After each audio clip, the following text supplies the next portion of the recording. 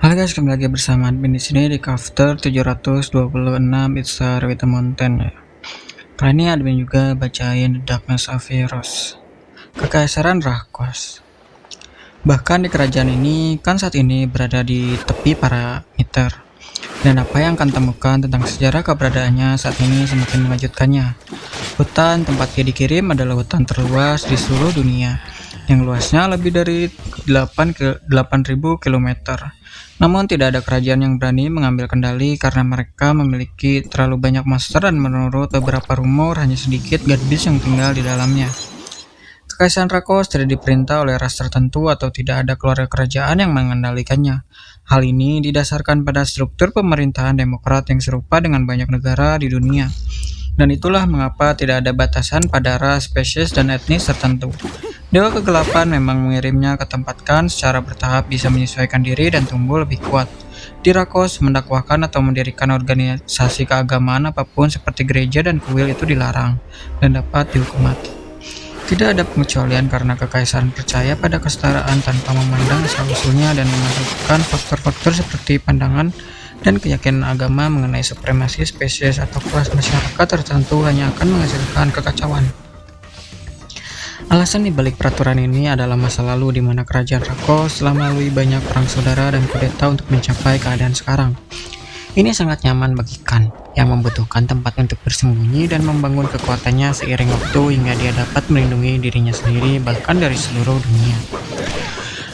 Bahasa yang mereka gunakan di kerajaan Rakos adalah Flaven, bahasa yang berasal dari kerajaan pertama yang ada di dunia Pantrea, tetapi sekarang dilupakan oleh sejarah. Dan mata uang yang ditetapkan adalah Dramas. Saat matahari terbenam tiba, Khan akhirnya meninggalkan perpustakaan dan memutuskan untuk mencari perusahaan dagang Black Griffin milik Nicola. Bagaimanapun, dia membutuhkan tempat tinggal. Namun setelah berjalan beberapa mil, dia tiba-tiba berhenti. Ekspresinya berubah menjadi muram dan matanya menjadi waspada saat itu juga. Wajahnya berubah menjadi merah karena pada saat ini, berkas survival instingnya sedang memperingatinya. Dia memiliki sepasang mata yang memandang dari bayang-bayang penuh dengan niat membunuh. Khan tidak bisa melihat siapapun di sekitar yang memancarkan niat jahat terhadapnya. Namun dia juga tidak bisa gegabah. Khan mengubah arahnya dan menuju keluar kota. Setelah akhirnya keluar kota dari salah satu gerbang, Khan mulai berlari menuju barisan pepohonan lebat dan lahan yang tidak ditempati dan di luar jangkauan gangguan keamanan kota. Dia akhirnya berhenti di tengah-tengah pohon tinggi ini ketika dia menemukan tempat yang cocok yang cukup besar untuk menampung perkelahian. Begitu dia berhenti, beberapa langkah kaki terdengar dari belakangnya. Beberapa orang muncul entah dari mana seolah-olah mereka tidak terlihat sebelumnya. Orang-orang ini mengeluarkan belati dan mengepungkan tidak memberinya jalan untuk melarikan diri. Khan di sisi lain hanya menunggu seolah sedang menunggu seseorang. Hanya beberapa menit kemudian, lebih dari 10 orang bergabung dengan para pembunuh. Semuanya tampak seperti para petualang yang dilihat di hari ini. Tuan Ilya membawa begitu banyak orang hanya untuk satu orang. Tidakkah kamu menurutmu itu agak berlebihan? Seorang pria mengenakan jubah mage bertanya.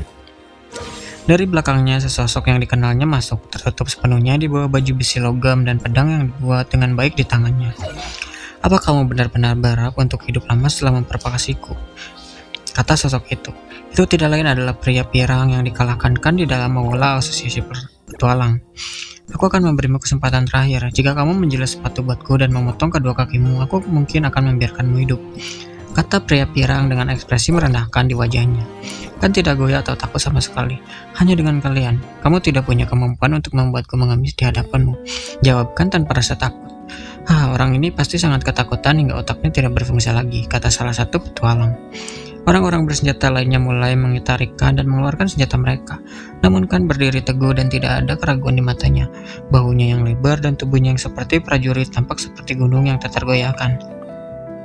Tidak bisakah kamu melihat bahwa kamu dikelilingi oleh kami, kata pria pirang itu sambil mengeluarkan pedangnya dan mengarahkannya kepada Khan. Khan hanya menyeringai mata penuh dengan niat membunuh seolah dia telah menyatakan orang-orang di sekitarnya sudah mati. Karena dia tidak terlihat oleh publik, dia tidak punya alasan untuk menahan diri lagi. Ledakan dominasi perang kan melepaskan aura dominasi perangnya dan menutupi semua orang dalam radius 20 meter. Sebuah tekanan yang cukup kuat untuk membuat seorang pria dewasa berlutut dilepaskan dari tubuhnya. Setiap orang mulai gemetar ketakutan, tubuh mereka nyaris tidak bisa berdiri. Beberapa sudah berlutut, jantungnya berdebar-debar dan mulai memandangkan seolah-olah mereka melihat monster.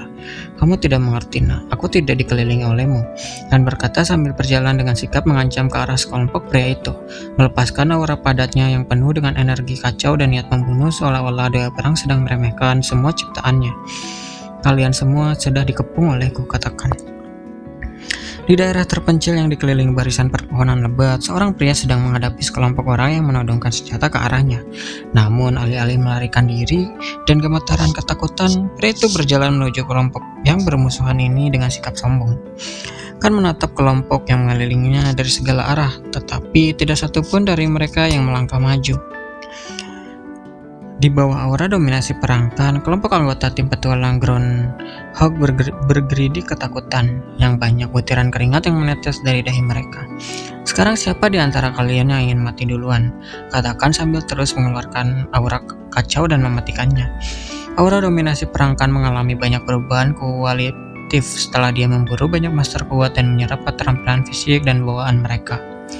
Dia telah menggabungkan beberapa kemampuan di bawah berkat dominasi perang yang diberikan kepadanya oleh dewa perang sendiri. Tingkat kemampuannya saat ini jauh melampaui ketika dia memburu sekawanan serigala dan hampir mati pada hari pertamanya di hutan. Kan juga naik level beberapa level setelah memakan inti somir yang legendaris. Ia bukan lagi seorang pria yang mudah terkejut atau bereaksi dengan tergesa-gesa, melainkan seseorang yang selalu menjaga pikiran tenang dan penuh perhitungan. Itu sebabnya dia memikat orang-orang ini keluar kota ketika mereka mengejarnya. Dengan cara ini, tidak akan ada saksi. "Tidak ada siapapun, kurasa sebaiknya aku memilih berdasarkan preferensi pribadiku," Tan berkata sambil menyeringai kecil dan melihat sekeliling. "Bola api," teriak penyihir dalam kelompok dan mengirimkan bola api raksasa ke arah Kan. Kan yang memiliki survival insting dan niat pemburu yang aktif saat ini merasakannya segera setelah penyihir mulai merapal mantranya. Kan dengan cepat menggunakan kemampuan side hover yang diciptakan setelah dia menggabungkan long stride dan kemampuan sprinter selama 2 hari sebelumnya. Saat dia melakukan perjalanan menuju kota Flavot dengan karavan. Bang, bola api raksasa itu akhirnya mengenai tubuh manusia. Bukan Kan melainkan pria yang berdiri di belakangnya. Apa yang kata penyihir itu, mantranya sangat cepat dan bidikannya akurat, tapi dia malah mengenai rekannya, bukan Kan. Bagus, waktu castingnya singkat dan akurasinya juga sangat bagus. Ini akan berguna bagiku. Tiba-tiba sang mage mendengar suara yang datang dari sisi kanannya. Pria yang berbicara itu tak lain adalah Kan. "Ah, tolong aku," kata pria itu yang terkena bola api itu dan seluruh tubuhnya mulai terbakar di tempat. Ratapan seorang pria yang dibakar hidup-hidup bergema di tengah barisan pepohonan yang lebat. Setiap orang yang hadir mempunyai ekspresi pucat di wajah mereka. "Dasar bajingan," teriak Ilya, pria berambut pirang yang membawa orang-orang ini untuk membunuh Kan. Tiba-tiba liontin yang dia kenakan mengeluarkan ledakan energi, dan pria pirang itu akhirnya berhasil menembus tekanan aura dominasi perang dan menyerang Kan. "Beberapa orang tidak bisa belajar, bukan?" desahkan. Begitu Ilya berada di dekat Kan, dia mengayunkan pedangnya tepat di leher Kan. Astaga, tiba-tiba sosok tinggi itu menghilang tepat di depan matanya. "Aku sudah bilang padamu, kamu tidak memiliki keterampilan," sebuah suara datang dari belakang punggung Ilya. Pada saat ini, penyihir selesai melantunkan semacam mantra dan menciptakan formasi sihir berbentuk bunga yang menyebar ke seluruh area sekitar dan menghilangkan aura dominasi perang Kan. Kan yang merasakan aura dominasi perangnya tiba-tiba memudar, memberikan ekspresi terkejut. Semua orang yang terpaku di tempat di bawah tekanan yang sangat besar akhirnya merasakan tubuhnya menjadi ringan dan mampu bergerak kembali. Menakutkan, pria di depan mereka sangat menakutkan. "Oh, jadi bisa dilawan, ataukah aku tak terlalu kuat untuk mempertahankannya ketika ada yang ikut campur?" Berkat dominasi perang hanya bekerja pada tubuh fisik target, tetapi jika individu yang ditargetkan memiliki objek dengan keterampilan sihir atau kemampuan bawaan untuk mematahkan tekanan yang diberikan, maka kemampuan tersebut tidak akan bekerja pada individu tersebut. Sistem yang terdiam selama 3 hari terakhir akhirnya tiba-tiba berbicara lagi. "Aku mengerti, jadi begitulah cara penyihir itu melarikan diri."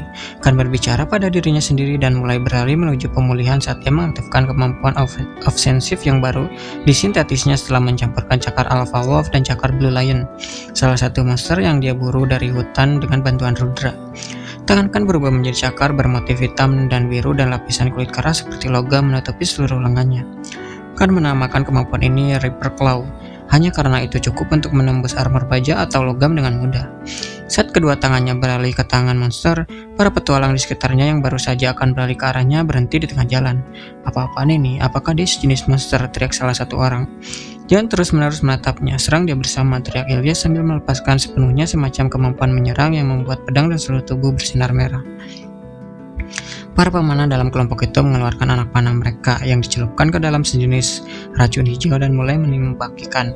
Kan yang sudah menunggu serangan seperti itu melompat dari satu sisi ke sisi lain dan menghindari panah tersebut tanpa masalah.